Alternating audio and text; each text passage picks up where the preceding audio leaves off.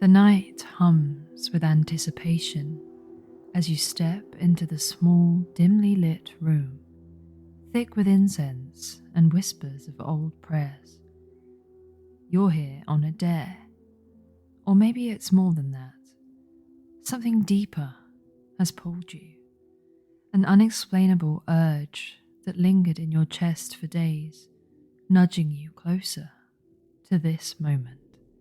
You tell yourself you don't really believe in all of this, in the Loire, in the spirits, in their worlds beyond this one. But here you are, seeking a glimpse of something. A lace-draped altar sits before you, the candles casting a rosy glow over carefully arranged offerings, delicate perfume bottles, pink silk scarves, and golden rings that catch the light. All these things are gifts meant for her. Erzulie Freda, the goddess of love, beauty, and luxury. She's said to be both generous and demanding, tender yet fierce, a spirit whose love you want to bask in, yet fear to invoke carelessly. You close your eyes, trying to follow the instructions given to you by the woman at the market, whose eyes glinted knowingly as she handed you the pink rose petal that she told you to bring. You press it to your lips, murmuring the prayer she whispered to you, the syllables rolling off your tongue in a language that feels both foreign and deeply familiar. When you open your eyes again, she's there. Erzulie Freda stands in front of you, radiant in her elegance, her dress shimmering with every shade of pink. Her skin glows like honeyed starlight, and around her neck hang chains of pearls, each one seemingly pulsing with its own heartbeat. She studies you with a gaze that is piercing yet soft, her eyes pools of warmth and mystery. You try to speak, but the words catch in your throat, uncertain and small. She knows why you're here without having to explain. In a voice like a lover's whisper, she asks, "What is it that you seek?" You hesitate, suddenly unsure. You came here on a dare, yet now you're standing before the embodiment of desire itself. You think of the things you want: love, belonging, beauty, purpose, all tangled together in your heart, impossible to untwist. You begin to stammer on an answer, but she raises a hand, silencing you with a gentle smile. Love is not a thing to demand or beg for, she says, each word like a touch against your skin. It's a gift that finds those who are ready to receive it. She takes the petal from your hand, holding it to her lips before tucking it behind your ear. Her fingers are warm, almost electric, and you feel the pulse of her touch linger long after she draws her hand away. Her eyes lock onto yours, seeing right into you, unraveling each hope, each hidden wound. Then, as softly as she came, she fades back into the candlelight, leaving only the faintest trace of her perfume in the air. You blink, and the room is as it was, empty, silent, yet you are different.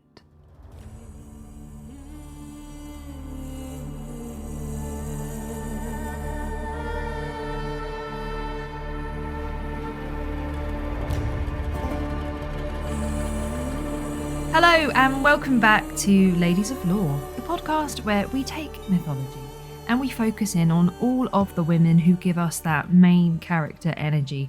All I can say is we love women here. We really, really do. I'm India, your woman lover in charge, and in today's episode, I'll be taking you deep into the heart of Haitian Vodou to meet some of its most captivating and complex spirits, the Erzulie. And they are embodiments of love, beauty, desire, protection, and power, each offering unique attributes and stories that echo through history, culture, and even pop culture today. Yes, I will be talking about American Horror Story today. Each Erzulie spirit has its own story to tell, and I'm going to tell you them. And big thank you again to Ali for today's suggestion. Ali comes through every week. Ali is providing all of the suggestions, and I've got lots more suggestions that have come from people in the Discord server and just my friends, really. So I really do appreciate everybody who reaches out to me and suggests some topics. I've got some really exciting stuff coming up, and possibly a new little mini series that I'm thinking about doing between the big long episodes. And these would only be maybe like 10-15 minute episodes, just focusing on one question or maybe a mythological beast or something like that, just to give you a little bit of filler, really. So if you're interested in that, please do let me know in the comments. I really appreciate all of your feedback. I also just wanted to say I'm really sorry that I missed another week again. I feel like I had a good excuse. My fridge freezer broke. Now, I don't like to rabbit on about my personal life because I know you're not here for that. But my goodness, if I have one thing to tell you, it is that losing a fridge freezer is, you don't know what you've got till it's gone. And I'm missing my fridge freezer so deeply. It's been a really hard week without it. Lost all of the food. It's just not great, guys. So look after your fridge freezer. Pull it out sometimes. Just check that things are working at the back so it doesn't nearly catch fire like mine did. Anyway, all fridges and other household appliances aside, this is our last week of spooky season. So I thought, what better way to end it than with a bit of voodoo. Now, that is voodoo spelt Vodou, not Voodoo. The latter does have quite a lot of connotations of racial slurs, and it's quite a derogatory term. So when you're thinking of voodoo from now on, please don't use Voodoo, use the Vodou. And as always, I will do my very best to pronounce everything properly. I do try and do the research to make sure I'm saying things right, but if I don't, I do apologise. Please correct me, call me out on it so I know how to say things. So make sure you've got a snack, maybe one of those Reese's pumpkin things, which they're actually just Reese's, aren't they? But just sort of like really loosely in the shape of a pumpkin, but they're still good. And maybe something nice to drink. And let's begin. To understand the Erzulie spirits, we need to first have a little look at the origins of Haitian Vodou. Now, Haitian Vodou is what we call a syncretic religion, and it's born from this cultural clash and fusion of West African spiritual traditions, particularly from the Yoruba and Fon peoples, with Catholicism and Caribbean indigenous beliefs. And this cultural blending arose largely as a way for enslaved Africans to preserve their beliefs and practices while under the harsh conditions of slavery in colonial Haiti. Enslaved Africans brought their spiritual traditions with them, but were forced to hide these practices behind Catholic saints and rituals. So, for example, St. Patrick, with his serpent imagery, was often used to represent the powerful voodoo spirit Damballa, who was the serpent god. And this practice allowed for cultural continuity and the survival of African spiritual identities, and over time, voodoo grew into a rich and unique tradition, deeply tied to the Haitian experience of resilience, resistance, and liberation. One of the most intriguing aspects of voodoo is its loa, or spirits. In Haitian voodoo, Erzulie, or Erzulie, represents a family of loa embodying various aspects of femininity, love, beauty, and resilience. Erzulie spirits are some of the most complex and beloved in voodoo, each, as I said earlier, bringing unique attributes and powers. This Loire lineage reflects the experiences of Haitian people, specifically women, and symbolises qualities ranging from romance and motherhood to protection and justice. And each Erzulie represents different shades of these qualities, mirroring the complexities of the human experience. So you're in luck today, because we get to explore multiple entities. You lucky, lucky thing. Look, I have a week off and I come back and I have like three things to talk to you about. So let's introduce you to the main figures in the Erzulie family. The Erzulie Loire represent a range of female archetypes, each with specific characteristics and roles. Haitian Vodou practitioners approach these spirits for guidance, love and protection, and to gain strength. So let's take a look at some of the primary Erzulie Loire and what each one brings to the table. Erzulie Freda, or Frida, is perhaps the most beloved of all the Erzulie spirits. Her story is one of unrequited love, which speaks to broader themes of longing and emotional pain. And she's known for her affinity for luxury, fine clothes and perfume and jewellery. And she's also associated with unattainable love. Her heartache is often interpreted as a symbol of the unfulfilled dreams and harsh realities of many Haitian women who found themselves struggling with societal limitations and unrealised potential. Her persona is layered, expressing both indulgence and sorrow, mirroring the aspirations and struggles of her devotees. But Erzulie Frida's beauty and allure come with such a deep sorrow.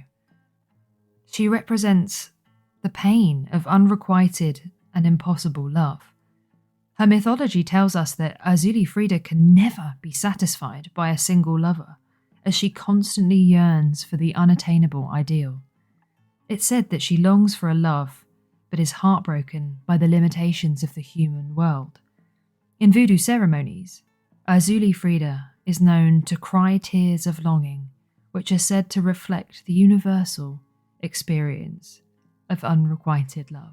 Imagine, for instance, a voodoo ceremony where Erzulie Frida mounts a devotee, meaning she possesses them. Witnesses describe seeing these devotees weep openly, reaching out for someone or something unseen. In this way, Erzulie Frida embodies a profound sense of longing and unfulfilled desire. And then there's Erzulie Dantor, and she holds a unique and revered place in Haitian Vodou, symbolising fierce protection, resilience, and the revolutionary spirit. Often depicted as the dark-skinned counterpart to Erzulie Frida, Dantor is closely associated with motherhood, strength, and an unyielding will to protect the vulnerable, especially women and children.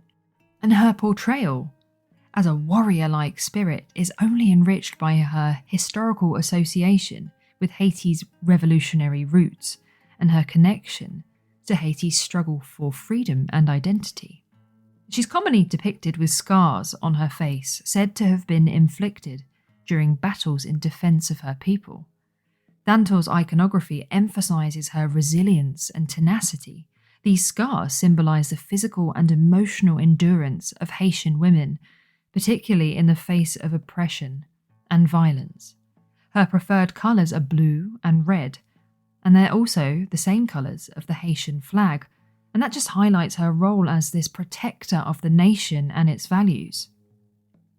Erzulie Dantor's significance in Haitian Vodou extends far beyond personal spirituality and actually seeps into the historical and political, where she holds massive influence, particularly during the Haitian Revolution. In the famous voodoo ceremony at Bois Cayman, which many believe ignited the Haitian Revolution, Dantor was invoked as a powerful spirit who supported the enslaved people in their struggle for freedom. Her connection to the revolution endows her with this legacy of resistance, making her a symbol of Haiti's fight for autonomy and self-determination. And there's also La Sirène, a significant and complex deity in Haitian Vodou. She's often associated with mermaids, and embodies mystery, beauty, and the vast enigmatic nature of the ocean. La Sirène is venerated as a protector as well. She's a bringer of wealth and a source of spiritual depth. La Sirène is frequently depicted as a beautiful mermaid or a woman with long hair holding a mirror, symbolizing self-reflection and the allure of the unknown. She has a beautiful voice. She's very sensual, and this can often lead to her sometimes being sort of confused with sirens from other mythologies, but she's not the same. It's not the same thing. She is a very mystical figure, embodying the fluidity and depth of the ocean, as well as the emotional and spiritual complexity that it represents. Her mirror and her comb are traditional symbols of femininity and introspection, while the underwater realm that she inhabits serves as a metaphor for the hidden depths of the human psyche and spirit. And finally, while less commonly worshipped, Erzulie Mapian is another powerful spirit. Erzulie Mapian, sometimes referred to as Erzulie Gerouge, is one of the more intense and dark manifestations of the Erzulie spirits, specifically within the Petro tradition. Unlike the more benevolent Erzulie Frida associated with love and luxury, Erzulie Mapian embodies a fiercer energy characterized by anger, suffering, and resilience in the face of oppression. Her name and nature reflect the profound dualities in voodoo, where spirits can possess contrasting characteristics and fulfill various roles depending on the circumstances and the needs of the devotees. Erzulie Mapian is often associated with themes of vengeance, strength, and protection, specifically in situations involving justice or retribution. And this aspect of Erzulie embodies the fiery nature of the Petro rites, known for invoking spirits with powerful, aggressive energy suited for protective or combative purposes. Erzulie Mapian's presence is invoked in times of extreme need, especially when individuals feel threatened or wronged and require spiritual support for protection or justice.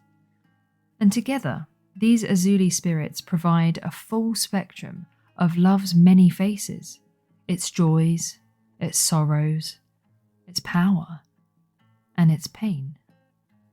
And now you know who they are, we'll talk a little bit about some of the most famous stories of these deities.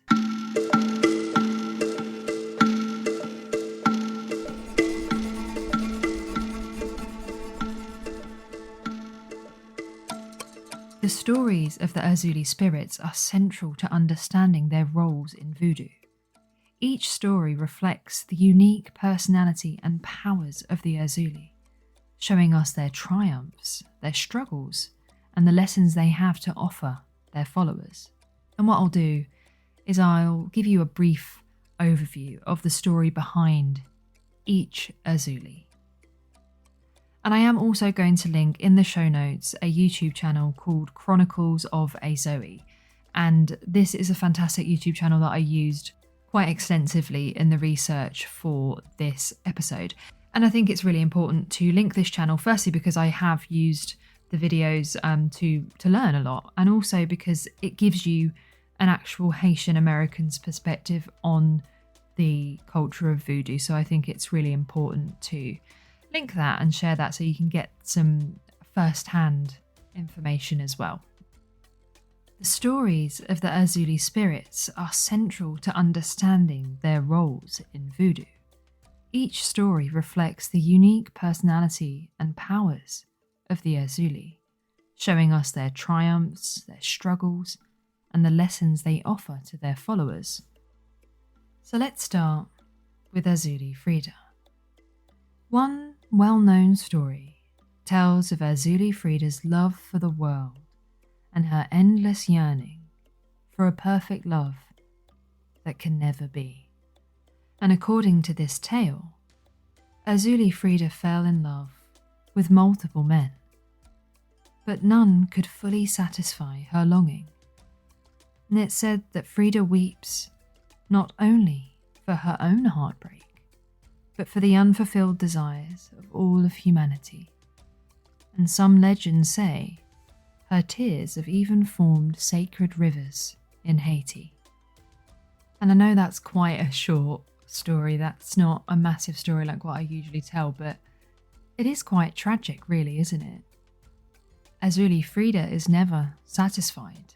She never finds the love that she so desperately seeks. And isn't that a little bit representative of lots of people? And it's said that now, people who practice voodoo come to Frida when they are in times of longing, and they bring her offerings, but don't expect her to ever be satisfied by them either. And I'll talk a bit more about what Erzulie Frida likes in her offerings a little bit later in the episode. Erzulie Dantor is often associated, as I said, with the Haitian Revolution, where enslaved Africans fought against French colonial rule to secure Haiti's freedom. Legend has it that during the Haitian Revolution, Erzulie Dantor appeared to the warriors, blessing them with strength and fierce determination, and she's also said to have protected women and children during times of violence, taking on this role of a fierce mother who would stop at nothing to protect her people.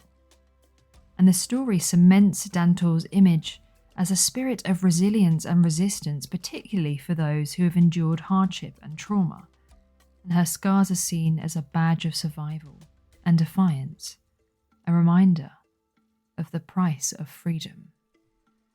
La Sirene's stories are often shrouded in mystery, much like her herself. One tale recounts a sailor who once sought her favour, diving into the ocean in pursuit of her blessings. La Sirene granted him wealth, but also warned him of the dangers that come with it. The sailor returned to the land wealthy, but was haunted by dreams of the ocean, forever longing to return to its depths. Erzulie Mapiang's story is quite a sad one, and I will give you a trigger warning here for sexual assault. Now, it is said that Erzulie Mapiang was once a slave who used to be raped often.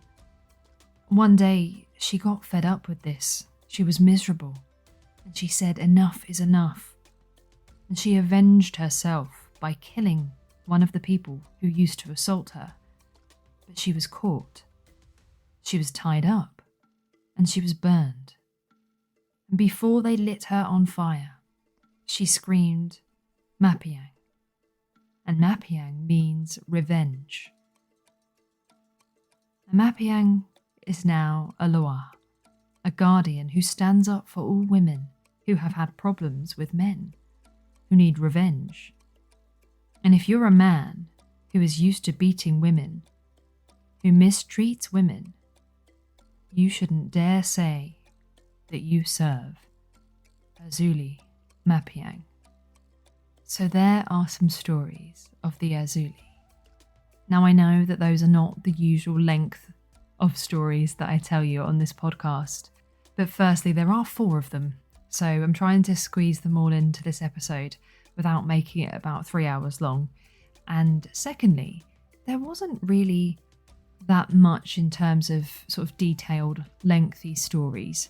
So I do apologise for the lack of storytelling in today's podcast, but I hope you're still enjoying it. And if you are, please do hit that little follow or subscribe button wherever you're listening to this podcast. Give me a little rating.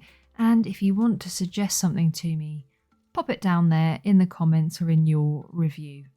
And now it's time to have a little look about how Haitian Vodou and the Erzulie have evolved over time.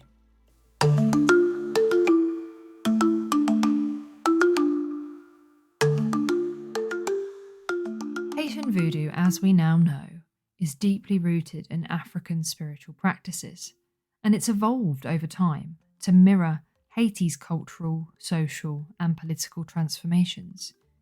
And the spirits epitomise this change, and the portrayals have adapted to reflect not only love and femininity, but also struggle, resilience, and nationalism in Haiti. Over the centuries, these roles and perceptions of the Erzulie have evolved too. Originally, these loa were symbols of resilience and a means of spiritual support during times of suffering and oppression. And as voodoo spread to other parts of the world, particularly in their Haitian diaspora, the Erzulie took on new dimensions. And what do I mean by the Haitian diaspora? Well, I mean Haitian people or people of Haitian descent living outside of Haiti. And this diaspora emerged over several centuries as waves of Haitians left the country, often in search of better economic opportunities and personal safety and political stability. And this diaspora is notably concentrated in countries such as the US, Canada, the Dominican Republic, and France, and other Caribbean and Latin American nations. And there's about 1.5 to 2 million people worldwide who are of the Haitian diaspora. And with the spread of Haitian people came the spread of voodoo. And Erzulie began to take on new dimensions and new connotations and new meaning. For instance, Erzulie Dantor became a symbol of women's empowerment and strength in the face of adversity. Modern devotees may see her as a spirit that represents single mothers, survivors of abuse, or women reclaiming their power. Erzulie Frida was once seen as primarily the spirit of romance, but she's often invoked today by those seeking self-love and self-compassion. And this evolution shows how voodoo, and particularly the Erzulie, remain dynamic and responsive to the needs of those who practice. Michael Largy, an ethnomusicologist and folklorist. Now, I didn't know that ethnomusicologists existed until I did the research for this podcast, but what a cool job. I would like that job. And he specialises in Haiti and Haitian folklore, and he explores how voodoo and Erzulie in particular became intrinsic to Haitian nationalism, especially after Haiti gained independence. Erzulie's portrayal in Haitian art and music symbolises the post-colonial struggle to maintain an authentic national identity amidst external influences. For instance, Erzulie Dantor appears in Haitian art as a dark-skinned mother figure holding a dagger, representing her dual nature as both nurturer and defender. And we got a ding-ding-ding duality bingo. And this iconography, that was really cringy, I'm so sorry. This iconography reinforces her association with Haiti's revolutionary spirit and serves as a national symbol of strength and unity and cultural pride. And Largy explains how Haitian music and folklore celebrate Erzulie, with songs and ceremonies honouring her as the matron of Haiti.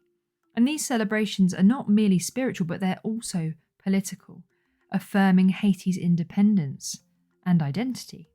And this symbolism became especially important during foreign occupations of Haiti, as Erzulie embodied the strength and beauty of Haitian culture and also defiance of external control. In modern times, Haitian voodoo and the role of the Erzulie have evolved even further to reflect even more changes to social issues.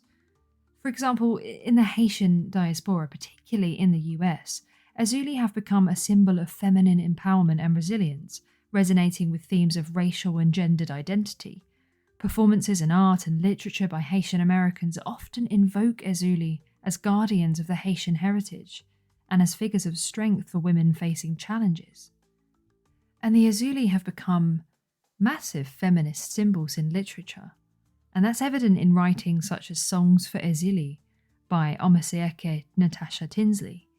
And this examines the Erzulie as figures of femininity and transgressive gender identity. In this book, Tinsley highlights Erzulie's fluidity in representing love and sexuality across boundaries, offering strength to LGBTQ+ communities, and reimagining Erzulie to address more contemporary issues of identity and belonging within and outside of Haiti. Haitian visual art often depicts Erzulie, particularly in her forms as Frida and Dantor. Voodoo flags decorated with sequins and beads frequently illustrate Erzulie in such beautiful and vibrant colours. And there's a collection of these voodoo flags from Haiti hanging in the Africa section of the World Cultures Gallery at the National Museum of Liverpool. And I will pop a link in the show notes to their website because it shows some of these flags and they really are beautiful. They are so vibrant and so colourful. And these colours embody the Erzulie's beauty and strength. So for instance, Erzulie Frida's flags are often adorned in pinks and whites to symbolise love and purity.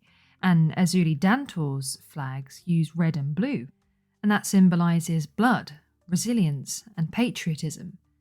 And these flags not only serve as ritual items, but they also circulate in Haitian art markets, representing voodoo's cultural resilience and commercial exchange. In performance art, Haitian dances and songs often enact Erzulie's stories and invite spirits to guide the community. According to 6 Haitian Vodou dances by Lois Martin, dancers perform gestures that mimic Erzulie's emotions, moving gracefully to reflect Frida's beauty and sharply to signify Dantor's fierceness. These performances allow audiences to connect with the Loire's energy, preserving traditional practices and adapting them to more modern contexts.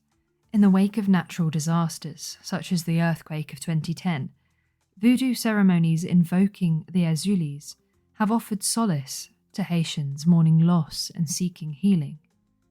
The role of the Erzulie as mother figures provides an emotional and spiritual support during times of crisis. In this way, the Erzulie also act as a bind for the community, helping to bring people together to support each other. And the Erzulie have even made their way into popular media. And if you're anything like me, the minute I mentioned voodoo, you might have thought of Angela Bassett's amazing performance in American Horror Story Coven.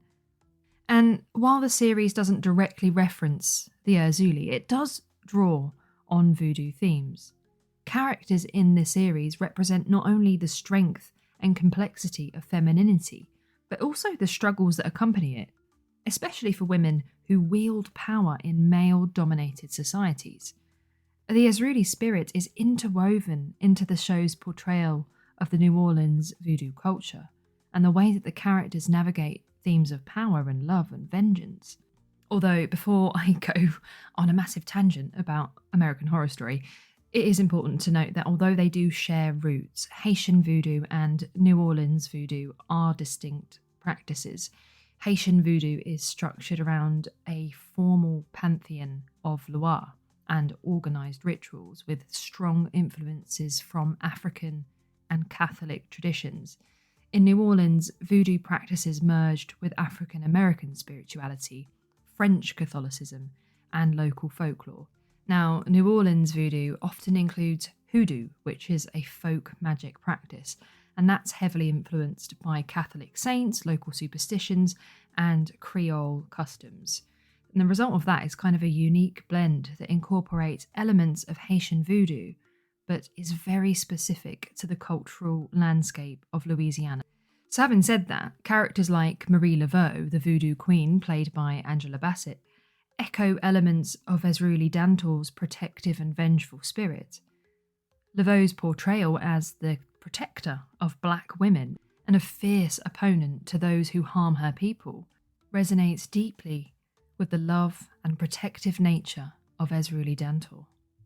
An American Horror Story Coven also depicts Madame Delphine Lalaurie, a historical figure infamous for her cruelty towards enslaved people in 19th century New Orleans.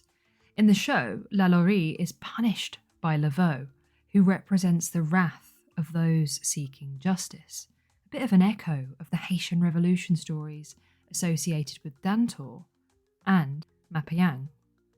And while we're talking about Madame Lalaurie, I am thinking about potentially doing an episode about her. And I know she's not a mythological figure as such, but her tale has been cemented into folklore. So I guess my question is that something you guys would be interested in? Please do let me know. just pop a little comment or a review and let me know if that's something that you might be interested in.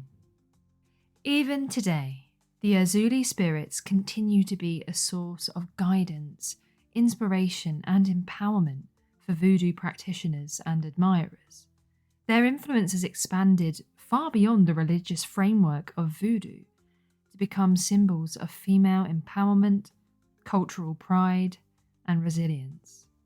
And, like the Morrigan and Lilith, the Erzulie still continue to be called upon for spiritual guidance even today. And as each one represents something a little bit different, they are all called upon in slightly different ways. So to wrap up today's episode, I'm going to tell you a little bit about what each Erzulie likes their offerings to be. And there are some wonderful blogs and websites out there, mostly run by people who are practicing voodoo or might be Haitian or of Haitian descent. And they often take pictures of their offerings for the different Erzulie, and it's really fascinating to look at. So again, I'll leave some links in the show notes so you can have a little bit of a look on there. But it's just so interesting to know what these different Erzulies like to receive as an offering. So we'll start off with Erzulie Frida. Now, what do we know about her? She is a beautiful lady. She likes the finest of things. And much like Hamilton, she will never be satisfied. Sorry, I'm being cringy again. But her invocation often involves things like fine perfumes, mirrors, and beautiful clothing. She also likes French pastries, café au lait, French champagne, none of the cheap stuff, just the finest champagne, Madeira wine, Virginia Slim cigarettes, rice cooked in cinnamon milk, fried bananas sprinkled with confectioner's sugar, white cake, luxurious fruits, jewellery, silk scarves, just luxurious items. And as we know, these offerings are never enough, and they are met with her tears as her unfulfilled desires remain unsatisfied. And her tears are believed to bless the devotees, particularly women who seek her guidance in matters of love and personal challenges.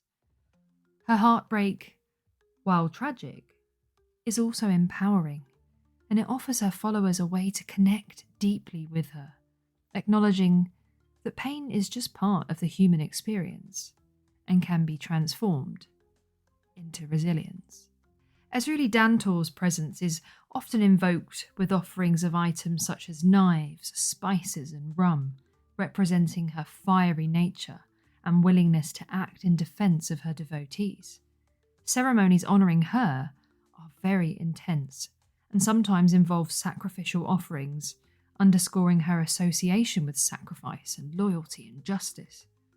Dantor's rituals are marked by passionate singing and drumming, invoking her warrior spirit. La Sirène is invoked in blessings related to wealth, beauty, and transformation. She is considered a patron of those seeking material and spiritual riches, and her offerings often include things like seashells, pearls, mirrors, and other items associated with water. And she's also honoured in dances, where movements mimic the flowing motion of waves, inviting her energy to bless the participants. And finally, Erzulie Mapian is often honoured with offerings and rituals that are quite distinct from those associated with the other Erzulie spirits. While Erzulie Frida's rituals might involve roses and perfumes and fine clothing, Mapian's offerings are a lot more intense, a little bit like Dantor's, and they can include fiery elements or symbolic representations of resilience and resistance. Her rituals are often infused with a sense of urgency and intensity. Offerings for Erzulie Mapian are chosen to reflect her solemn nature, and they're often quite plain, especially in comparison to Erzulie Frida. Some of the things that you might offer her are candles, fresh flowers like lilies, water or rose water, and also mirrors. Now, mirrors are offered to most of the Erzulie, The reason being is that they are often seen as figures of introspection, but the type of mirror really depends on who you are offering it to. So Frida would want a lovely, intricate and ornate mirror, but Mapian would probably just want a plain mirror. It's just there to be a mirror, it's not there to be a decoration. And like I said earlier, there are many examples of this online, and the Erzulie and voodoo in general is still such an important part of many people's lives, and it's very much still practiced today. So it is something to respect and something to take seriously. And I'd really strongly encourage you to go out and do a little bit of research yourself, have a little look at some of the links that I've popped in the show notes so you can learn a bit more and just about voodoo in general, because it is really fascinating.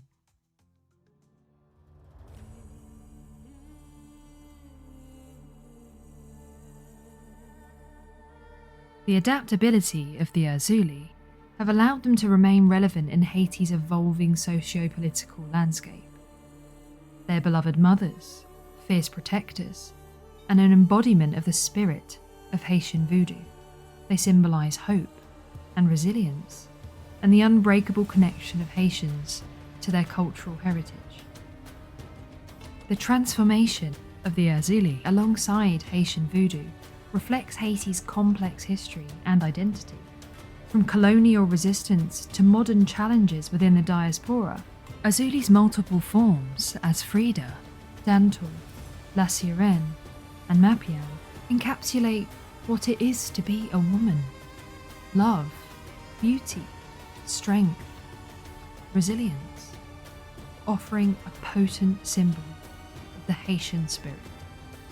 Through syncretism with Catholic saints, representations in art, and performances in ceremonies, Erzulie and voodoo remain vital to Haiti's national identity and cultural resilience. This dynamic evolution exemplifies how voodoo is not a static tradition, but a living, adaptable practice that continually reflects and shapes the Haitian experience. Thank you so much for joining me. If you enjoyed this episode, please do make sure to subscribe, share it with a friend, and stay tuned for more stories of the most amazing, the most fantastic, the most wonderful women of mythology and folklore. And I'll see you next week when we unravel another thread in the rich tapestry of women in mythology and folklore.